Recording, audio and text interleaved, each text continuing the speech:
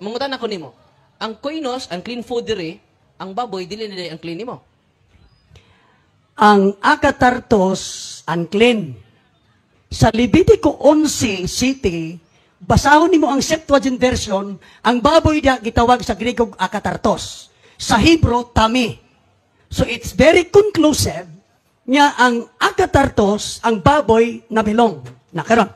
Dito sa Buhat 10:14, ang pamalibad to ni Pedro, imo kay pangutan naman, basahon ako be. Di wala yun na komentary. Di basahon din ako ang Greek. Di ayon ang komentary. Ang komentary na. Ay sa atong unya na ng komentaryo kuno sa nang imuha. Basahon ako.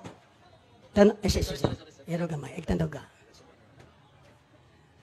Sige ha, buhat. Buhat 10.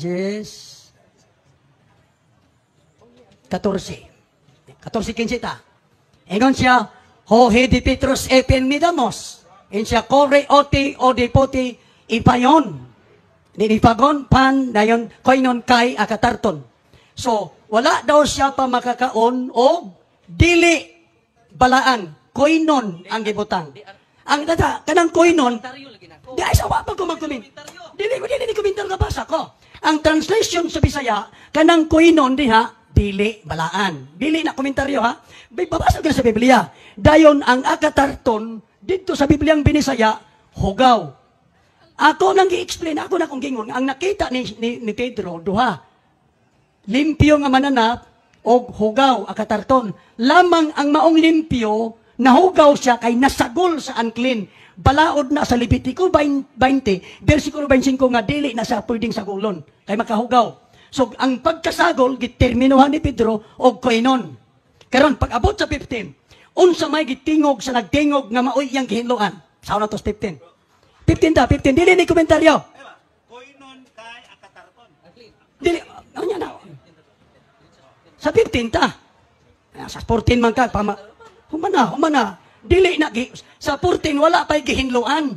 In fact, nagbalibad kay siya kay hugaw, gihinloan. Niya sa 15 ang gihinloan. Nawa, sa Griego. O atos inilis. And again, a voice came again for the second time to him. What God has cleansed na. Cleansed, kihinloan. Dayon, so me hotios katariso mi koino. Dili pagtawgon nga hugaw ang gihinloan. So ang gihinloan ang koino. Pangutana, asa maron sa bersikulo 15 ang akatarto gihinloan kay naghisgot naman gud og paghinlo. Mao ni bantayan. Asa maron sa imong Griego nga ang akatartos na hinloan sa maong 15. Niya pata sa 15.